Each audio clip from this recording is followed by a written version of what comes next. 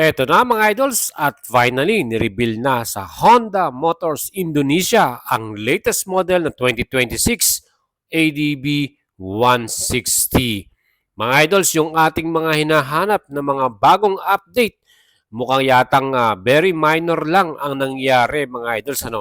At inaasahan niya natin na sana magbago rin yung kanyang front face design, yung likuran, at unfortunately, hindi po nila binago ang kanyang mukha, kundi ang bagong TFT display lamang ang dinagdag nila kung saan meron na tayong Honda Road Sync, yan po yung phone connection at bagong switches and buttons. Well, ang mga model na meron tayo sa Pilipinas ay 2022 model pa yan. Kaya malaki na ang magiging pagbabago sana dahil 3 years na yung nakalipas. Pero ito nga ang ating final update. Ito yung ating makikita rin sa Pilipinas. Bagong ADB 160 2026 model with road sync application at meron lamang minor changes. At kung titingnan natin ang pinaka-update naman ng Honda Road Sync na PCX 160, mga idols, ito binago na talaga yung front face design, yung likuran, at syempre bagong TFT display na nga na 5 inch. Pero dito sa ating 2026 new model, ay hindi nga nila binago at hindi nila ginalaw para siguro mas makatipid ang Honda Motors dito. And meron tayo nakita sa kanyang pinaka-side fairings kung saan may parang side vent, mayroon siyang labasan ng hangin doon. Parang konting minimal changes para sa ating ADB 160. At compare sa ating ADB 350, parehong-pareho na sila mga idols. TFT display, 5 inch, yung mga switches and buttons, same na rin sila. And mga idol, siyempre, ang presyo natin sa ADB 160 ngayon sa Pilipinas ay 166,900. Kung bibili mo ng cash yan, add ka pa ng 2,000 para sa 3 years LTO. At ang ating naman installment, down payment, 31,800. 3 years to pay, 7,450. May rebate pa yung 200 pesos. Well, makikita nyo yung pinaka-old panel display natin kung saan naka-digital lamang ito. Yun lang po yung pinakamalaking na bago para sa ating 2026 new model. Pagdating naman sa ating engine type, ay ba hindi naman nila ginalaw, At syempre, yung mga ilaw natin, hindi rin nila binago. So very minimal lang talaga ang nakita natin dito. And pagdating naman sa color version na nilabas sa Honda Indonesia, so medyo marami tayong nakitang bad comments doon. Kasi yung color niya, dark brown, parang daw kulay ng poop or ng tubol. So, sorry sa words na yan, pero yun nga yung, alam mo naman Pilipino, marami nakikita yan. Pero para sa akin, medyo okay naman yung kanyang color, para siyang chocolate, At syempre, mga idols, ano kaya ang dadalhin na color version sa atin sa Pilipinas? Sa atin namang headlight design, nothing change. Sabi ko nga sa inyo, parehong-pareho ng ating model na uluma, Wala silang binago dyan. Even the headlight design, yung pinaka-signal light, yung winker, hindi nila binago yan. Yung daytime running light, yung tail light natin, still the same ng design, yung X-design. And wala silang talagang binago dito. So yung kagandahan lang dyan, syempre yung mga accessories na meron tayo sa ating old model ay fit pa rin yan sa ating bagong model. Yun yung maganda dyan. So hindi mo na kailangan humanap ng mga new accessories para dito dahil fit pa rin yung ating old model. And sa engine type naman, ito mga idols, marami nagtatanong kung nabago ba, in-improve ba ng Honda Motors, at nakita nga natin sa spec sheet ng ating bagong ADB 160, wala pong binago. Parehong-pareho lang din. Yan din po ay same 157cc single cylinder ESP Plus engine, program fuel injected, liquid cool 4 valves at CVT transmission. Ayan mga idol, siyempre yung performance same pa din po yan with max power 15.8 HP at siyempre maximum torque arangkada natin dito 14.7 Newton meters.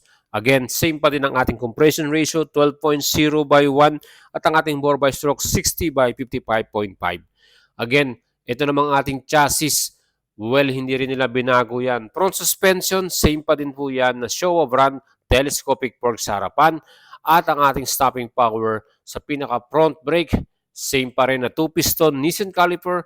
At ito ang pinaka-marami nagtatanong kung nabago rin ba ang anti-lock braking system. Naging dual channel na ba?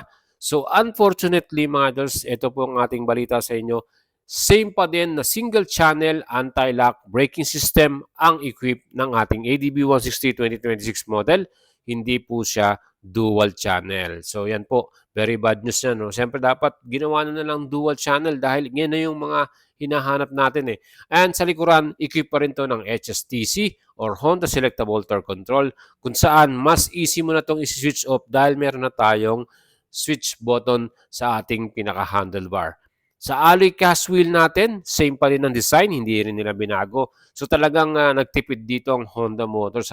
Hindi sila nagbago ng mga design at style. Parehong pareho. Even the tires mga idol, black pattern tires, same pa rin ang kanyang front size na gulong na yan po ay may sukat na 110/80 by 14 inch at sa likuran 130/70 by 13 inch black pattern tire yung nilagay nila dyan. So yan po mga idol, yung ating pinakatinignan lahat, inisa-isa po natin yung naging paglabas ng mga spec sheet dyan po sa Honda Motors Indonesia or Astra Indonesia.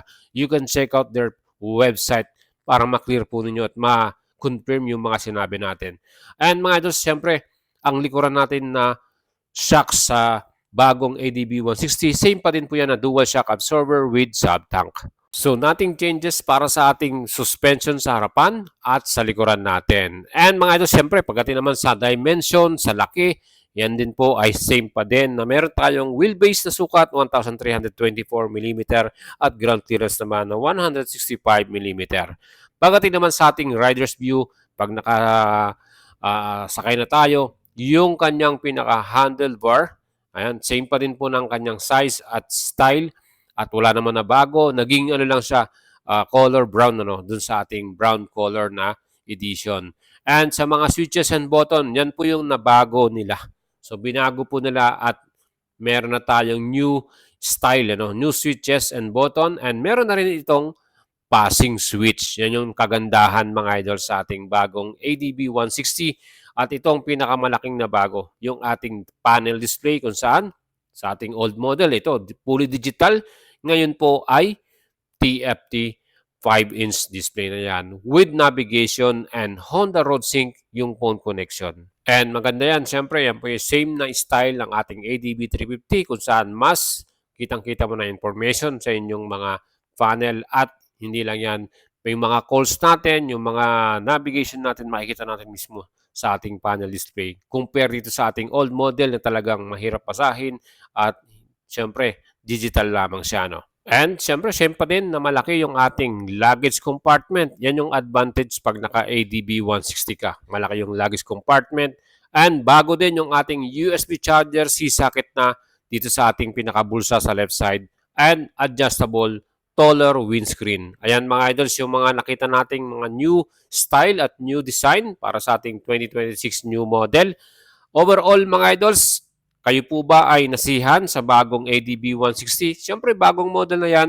Makikita natin sa ORCR natin 2026 na yan. At sa mga color na nilabas, meron tayong brown color, meron ding matte green, meron ding matte brown, at matte black. So, meron din tayong red and white dito. So, hopefully, maganda yung dalhin sa atin sa Pilipinas. Bagong kulay sana ang dalhin sa atin ng Honda Motors Philippines. Kahit yung green or yung matte brown, panalo na yon. So thank you po sa inyong pagpapanood at stay tuned sa ating channel. I-update natin kayo pag ilalabas na to sa Pilipinas mga idol.